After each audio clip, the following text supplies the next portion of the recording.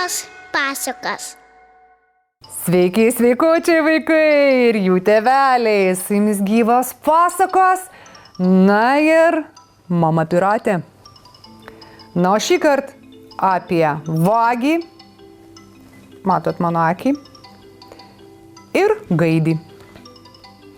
Du vagys naktį įsėlino į ūkininko trobą, ketindami išsinešti pilnus maišus visokių gėrybių. Kol jie dairėsi, brangių daiktų netikėtai užgiedojo gaidys, snaudęs tamsoje ant suolo. Kakarekų! Namo gyventojai vis iš karto pabudo ir atlėkė pažiūrėti, kogi gaidys vidury nakties gieda. Iš išgąsčio vagims net širdys į kulnus nusmuko.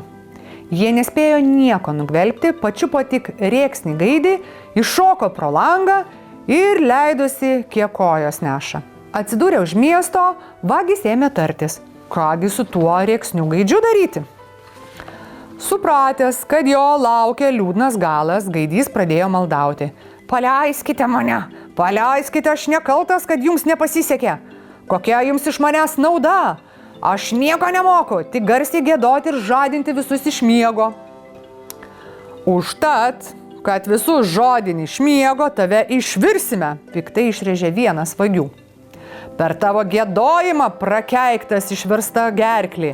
Negalėjome nieko pavogti, dar pikčiau pridūrė kitas. Gaidys leptelėjo nepagalvojęs. Užtat, kaip supratote, atsidūrė puode. Vis dėlto šiokia tokia nauda vagims iš jo buvo. Skani vakarienė. Tiek pasakos šį kartą, su jumis buvo gyvos pasakos ir iki.